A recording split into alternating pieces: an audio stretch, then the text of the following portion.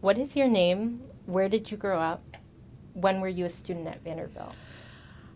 My name is Sandy Page Stahl. I came to Vanderbilt as Sandy Page in 1966 and graduated in 1970. Prior to coming to Vanderbilt, I had 12 addresses because my father worked for the old Department of Health, Education, and Welfare. And he did such a good job. He was frequently promoted, and every time he got promoted, we moved. So I never really had a hometown until I came to Nashville to school and then came back to Nashville to settle after I was married. Thank you. Can you tell me about your journey to Vanderbilt? What led you to attend school here? Well, I had done most of my high school in Virginia, Northern Virginia, and my father got transferred to Atlanta early in my senior year. He was responsible for desegregating schools and hospitals and public services in the Southeast. And I had applied to the Seven Sisters schools up north and was looking forward to going to a girls' school. And when we moved to Atlanta in November of 65, he said, "No, that's too far away. So I'd like for you to apply to Duke, Emory, and Vanderbilt." And Emory was obviously too close to home. I'm the eldest of 5 children, and I wanted to get away and spread my wings. And so I ended up at Vanderbilt. And it was sort of by default, but once I got here, I was very happy to be here. Great. How did the environment on Vanderbilt's campus compare to the time that you lived in Atlanta as well as in Virginia? Vanderbilt, the culture at Vanderbilt was very conservative, much more conservative than I was used to.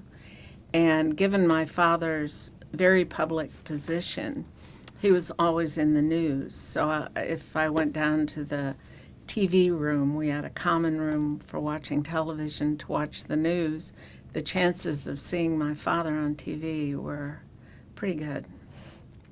He wasn't the most popular man in the Southeast at the time, and having some distance, I think, was a very good thing. I really enjoyed Vanderbilt because it gave me a chance to explore my interests. And I wasn't sure what I wanted to study, and I tried out a lot of different ideas and ended up majoring in Russian and minoring in French and deciding that I was going into foreign service. So. Very nice.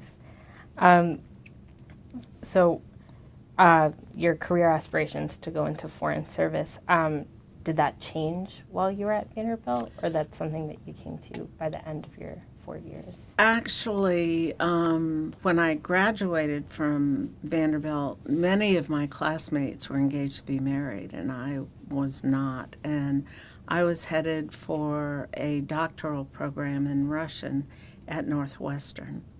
So I was still interested in doing foreign service. I figured secondarily teaching would be an enjoyable career. And right after graduation, I started dating one of my classmates, and we ended up getting married in 1972 before his 3rd year at Vanderbilt Law School. So foreign service was no longer in the picture, and I decided teaching at a university would be just fine. So when did you start working at Vanderbilt, and what were some of the things you enjoyed about working at Vanderbilt? I started working at Vanderbilt in 1981. Dean Casey Potter was Dean of Residential and Judicial Affairs, and he knew I was beginning to think about coming into the workforce. I had 3 small boys at the time, and he called me one day and said, "I'm in a bind. I've been given responsibility for Greek affairs. I remember you were in a sorority, and I have other reasons, but I'd like for you to consider coming to work for me." So my husband and I talked about the logistics of it and childcare and all of that, and I came on campus and interviewed with Dean Potter. And he told me one of the reasons that he wanted me to take this job was that I had a doctorate degree, and that would give me academic credibility with faculty. And he really wanted to improve relations between the Greek system and faculty on campus. And he figured a PhD behind my name would get the door open with faculty so that they would consider working with us. Great. What was sorority and fraternity life like at Vanderbilt, both as a student and then as an administrator? As a student, Vanderbilt was about 85% Greek. The Greeks dominated leadership, the social scene.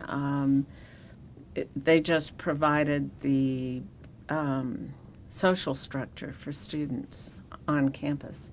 I was not in a sorority my first year, but joined in the fall of my sophomore year. And the Greek system, when I joined, was it was interesting. You could make it your whole life, but you didn't have to, even though it dominated campus life. When I came back in 1981, Greek affiliation was down from 85% to about 55%.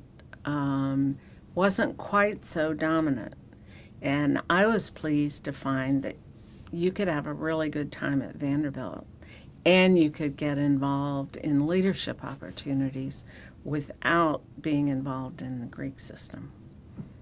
So I was not one of these Greek advisors who was 100% gung-ho about the Greek system. And what I tried to do in my position was develop community involvement, improve academics, and make the Greeks more responsible members of our campus community.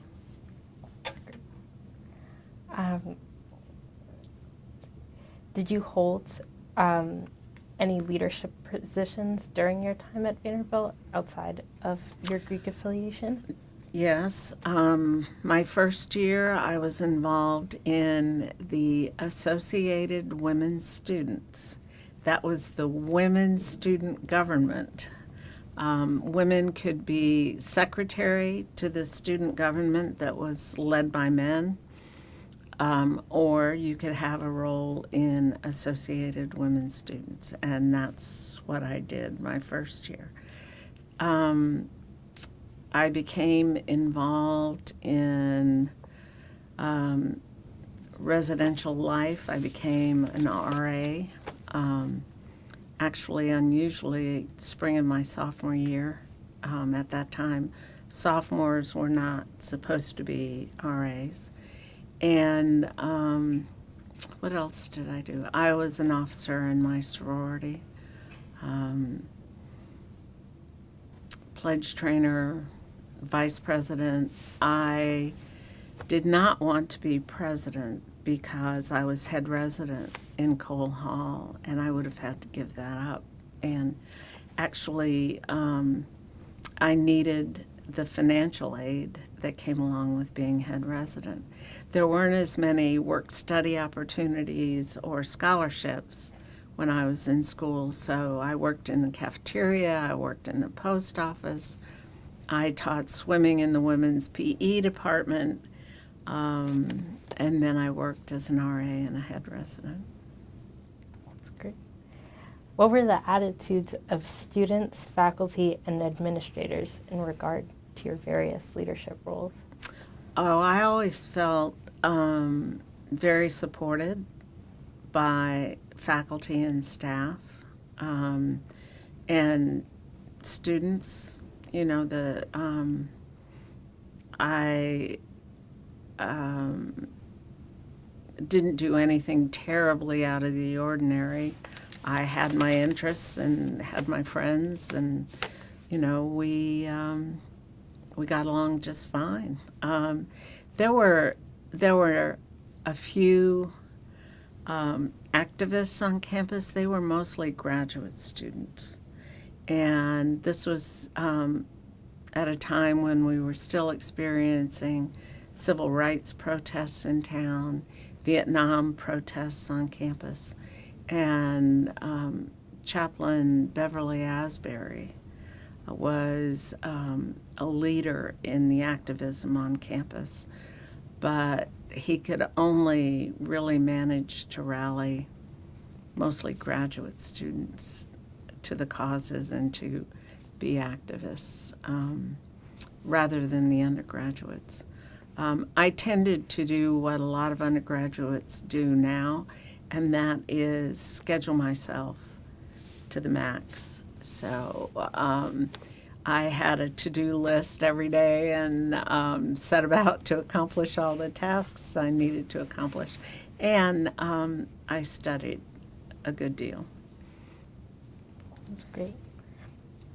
So, were you involved in the women's movement on campus, or was there an active feminist group on campus? There was not an active feminist group on campus when I was an undergraduate. In fact, I never had a female professor when I was an undergraduate, and the only female administrator whom I knew was Margaret Cunningham, Dean of Women, and her associate, Dean Dorothy Minnick. The other administrators were men. So it was a male-dominated environment. There were 3 male undergraduates to every female undergraduate. It was pretty much a man's world on our campus. Okay. What was your experience like as a woman in your classes at Vanderbilt? Generally pretty positive. I studied history and literature and the humanities, languages, and there were a lot of women in the classes. I ended up my senior year on the advice of my advisor taking a literary criticism class to prepare me for graduate school, and there were 2 of us undergraduates in the class. And the professor on the first day looked down the roll and saw the 2 undergraduate names. And of course, we were both sitting up front, which we both did in most of our classes. And he looked at us and he said, "You don't belong here. You're wasting my time. I prefer to teach graduate students, and you won't go on to get a graduate degree. You'll just get married. By the time school ends this year, you'll at least be engaged. So why don't you just drop the class and find something else to take?" And we both stayed in the class first semester. We both did credible work, B+A range, and he gave us both C's, and which for a graduate class is like failing. And I decided I'd had enough, so I dropped the class for spring semester. My fellow student stayed in the class and was treated roughly spring semester, so I was glad that I was done with it.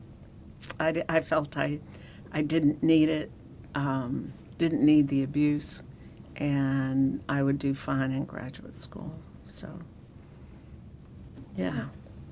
Other classes were just fine, but that was my one unfortunate experience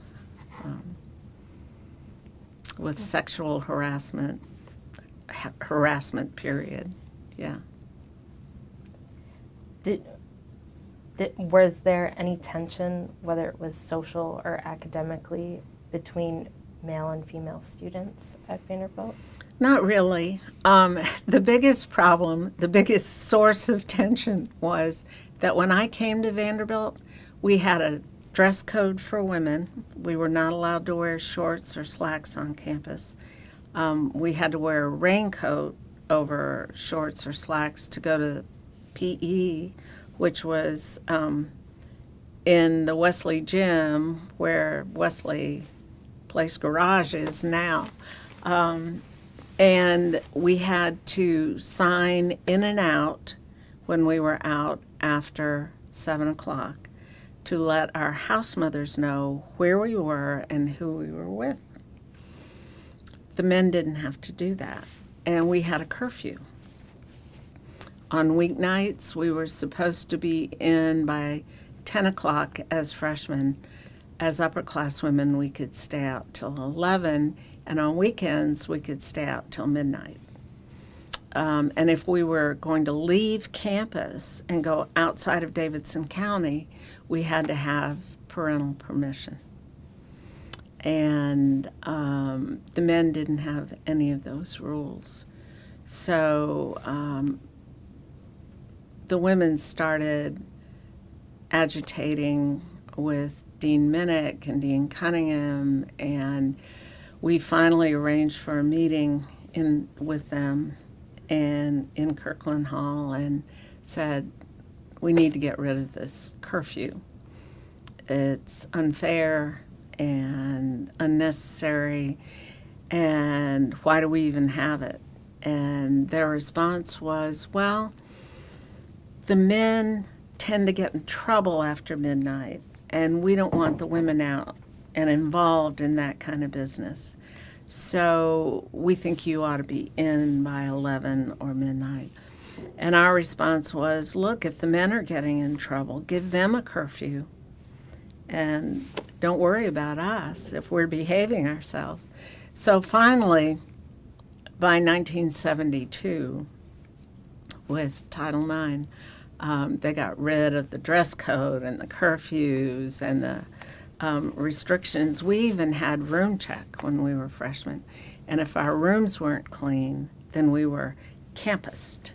And that meant that we had to be in early. We couldn't stay at the library till it closed, and we couldn't be out after dinner for a specified period of time. Our beds had to be made. Our rooms had to be clean. They quit that practice when I was a junior. So we got rid of that, too. We were very quiet activists, very proper activists, though. We had the debates with the deans, and we didn't stage protest marches or sit-ins or anything like that. We just finally won them over to our way of thinking. Where did you live when you attended Vanderbilt? Did you have any concerns about safety on campus? I was not concerned at all about safety, either when I was a student here or when I worked here. And I never had any problems. I lived in McTier Hall my freshman year. The Branscombe Quadrangle was the official women's dorm, and then there was a small apartment building called Kensington House, where the Kappa House is now, and a few seniors lived there as an honor dorm, but the rest of the women lived in Branscombe. And we were part of the baby boomer generation, and they really hadn't anticipated as many women, coming as had accepted their offer of acceptance, and so they had to quickly refurbish McTier and open it up for freshman women. So it was a dorm of 98 freshman women. We lived in four-person suites. I loved it. It was an old building with a lot of character and charm and great location on campus, and I really enjoyed it.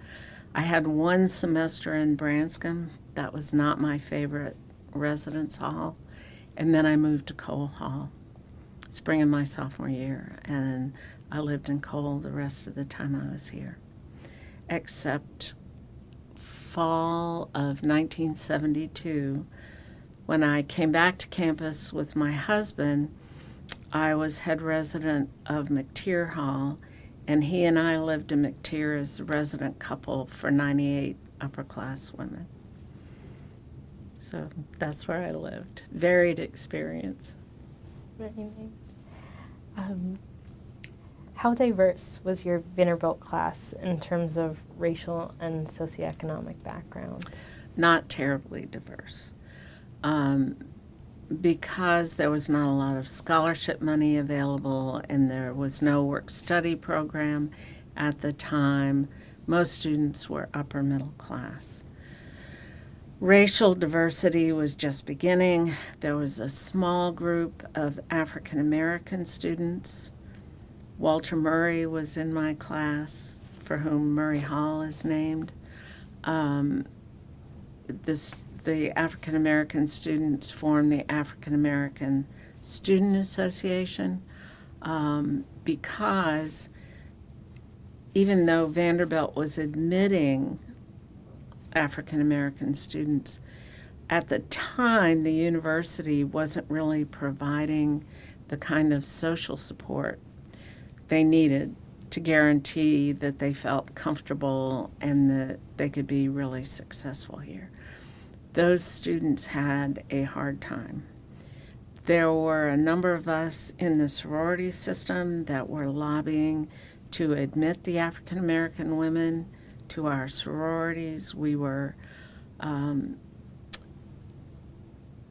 negotiating with alumni as far as this was concerned, and it took a while, but eventually we got there. But I think I really admire the African American students who were in our class and the classes on either side of us, because they worked hard and they struggled, and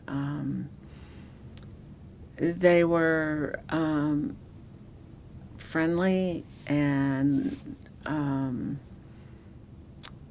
a number of us tried to be inclusive with them. Other students just sort of ignored them.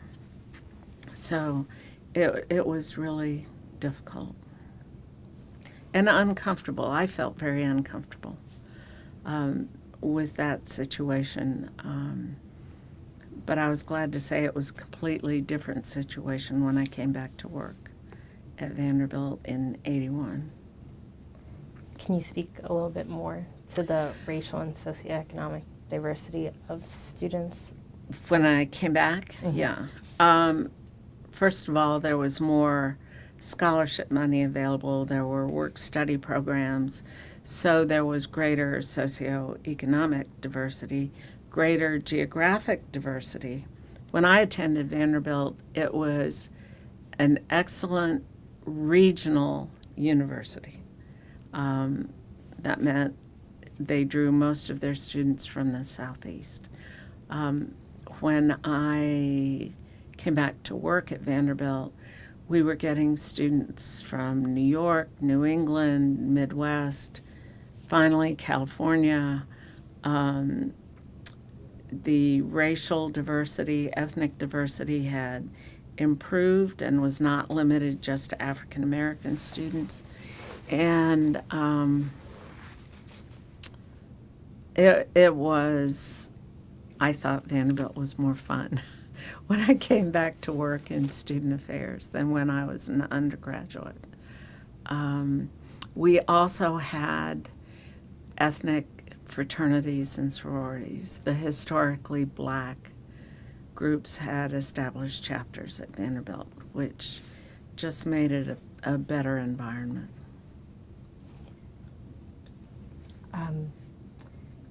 How diverse was the staff in terms of race and socioeconomic backgrounds? When I came back, it's hard for me to speak to socioeconomic background because most of the employees had master's degrees. I was unusual in residential and judicial affairs with a doctorate degree, a terminal degree. But ethnically, we were not very diverse. Gender-wise, we were not very diverse either. In 81, Vanderbilt was still male-dominated, and it was a challenge. Sometimes there were assumptions made about my capabilities, about my the need for me to work. My husband was a lawyer. Why was I working? You know, I really didn't need to work, which impacted my salary and my colleagues' attitudes toward me. But Dean Potter was a wonderful supervisor and support, and I felt that he and I were in partnership trying to achieve the goals he'd laid out, and I wasn't about to quit. So I stuck it out for 34 years. How do you think the opening of the Women's Center helped women at Vanderbilt? It helped women enormously. Initially, it was really geared toward faculty, and the formation of the Women's Faculty Organization really provided support to women faculty who were in entry-level jobs, and to graduate students.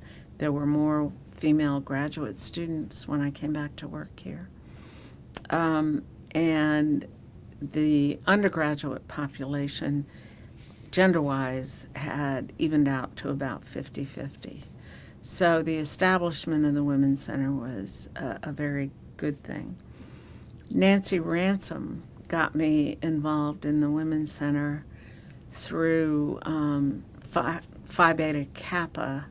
She was a member and on the executive board, and I had been a member as an undergraduate.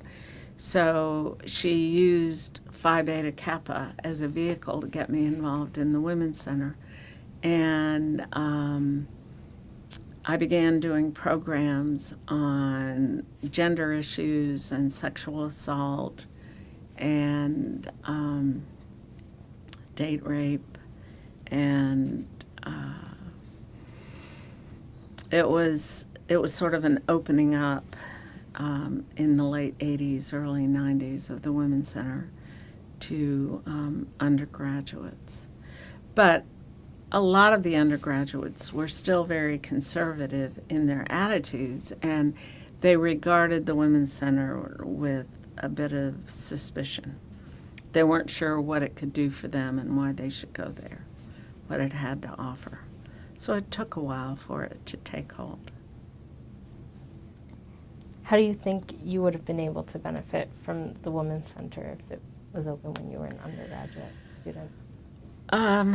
It would have been a place that housed women academics, women professionals, had there been very many of them on campus, where women could go and ask questions and get advice and feel comfortable dealing with the obstacles that still existed to women in academia at that time and women in the professional world. So it would have been very helpful. There wasn't really a strong career center, particularly not one that specialized in jobs for women. and other programs for women. So I think it would have been extraordinarily helpful. I was glad when it was opened.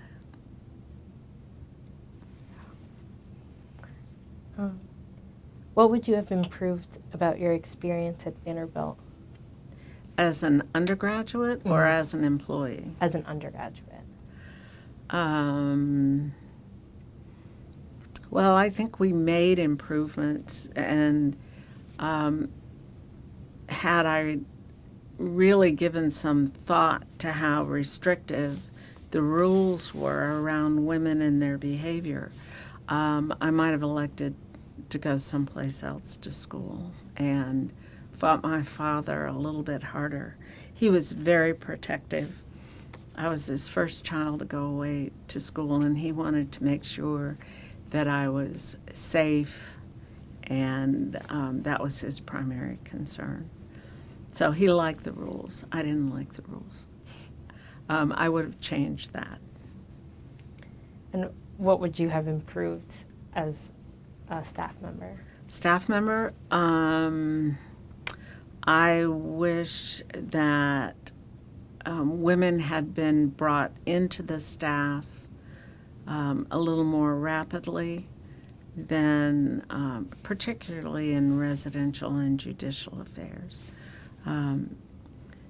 They did a pretty good job, but there were times when I was the only female in the room, and it was difficult. I remember going to Community Affairs Board meetings, and the Community Affairs Board was the sort of governing body of the university, particularly in the undergraduate sphere, and I would be the only woman on the board, and that was difficult. I was really glad that they had women on the Board of Trust.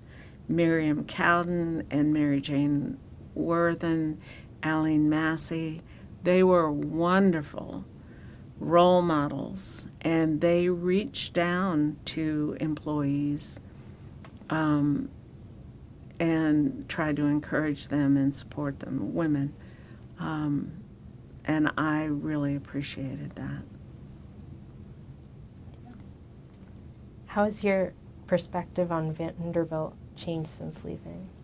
Since leaving? Well,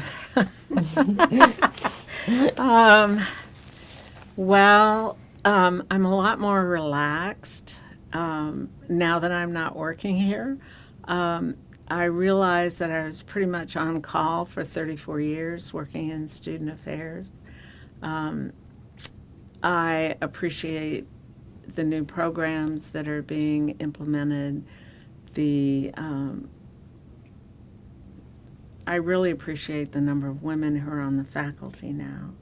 And Susan Wentes being provost is wonderful. Cynthia Cyrus's work as associate provost is admirable, and that to me is very encouraging about the possibilities of Vanderbilt continuing to be a really good place for women to be, and the possibilities for advancement.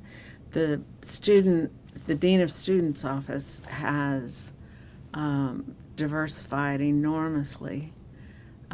Programs, staff, they're just wonderful, and I felt privileged to be a part of it. And they were progressive and committed to diversity and inclusion, and I believed in that and felt very good about it. I also felt by the time I left that I wasn't having to fight somebody all the time, to be heard, to make a difference, to implement new programs. I felt that the university was receptive to new ideas, and new possibilities. That's great. Okay? What was your favorite memory at Vanderbilt? What? This is going to seem kind of odd. One of my favorite memories was, well, there are a couple of them that are connected. In working with the fraternities, I was the first female to be a fraternity advisor on this campus, and one of the first few women to advise fraternities in the Southeast. And the end of my first year working here, one of the fraternity officers came into my office and said, "You know, I just don't understand how your husband can let you work here. You have small children, and you should be at home with your children."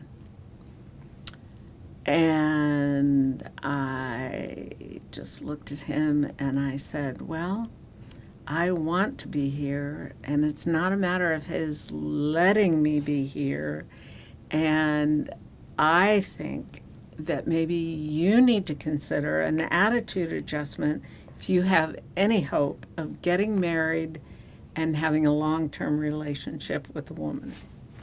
And he looked so stunned, he left my office.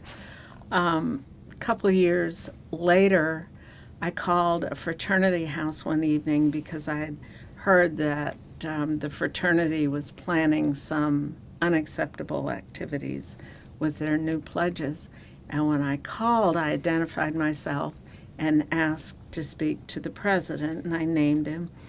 And the student who answered the phone held the phone away from his mouth and said, "Hey, Gordo, the queen bitch is on the phone."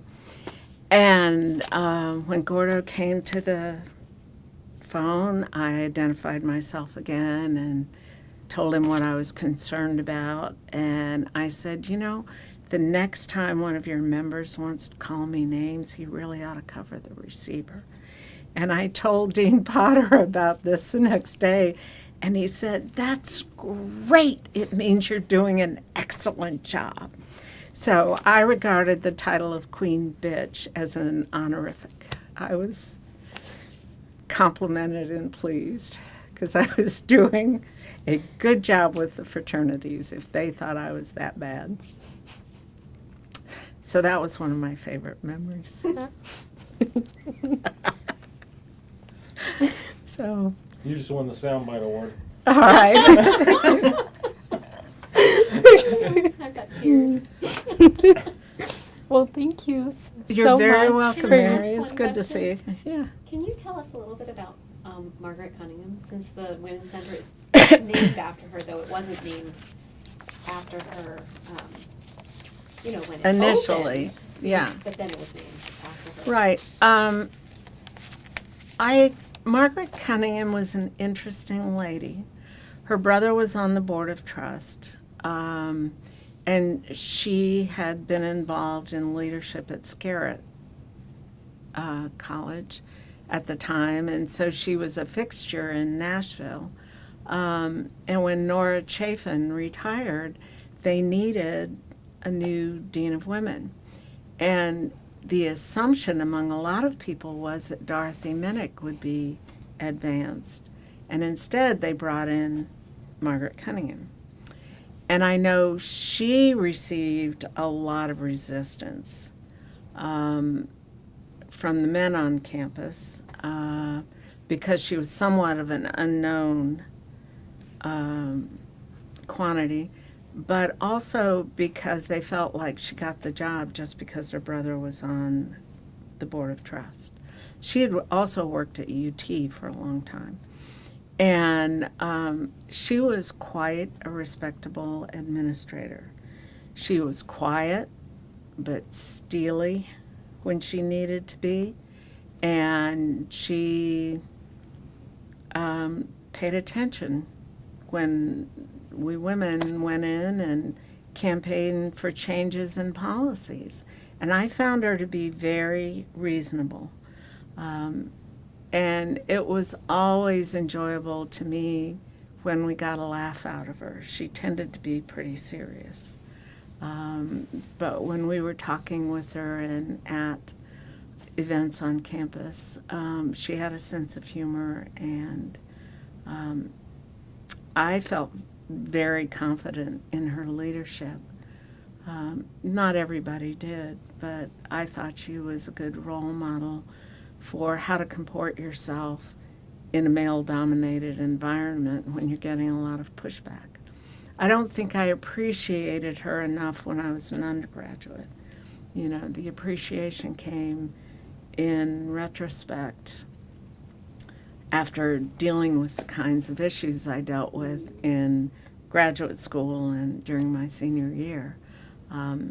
Academia was still a male-dominated environment, and I think I became an activist as I went through graduate school, and then the fraternities helped make me an activist.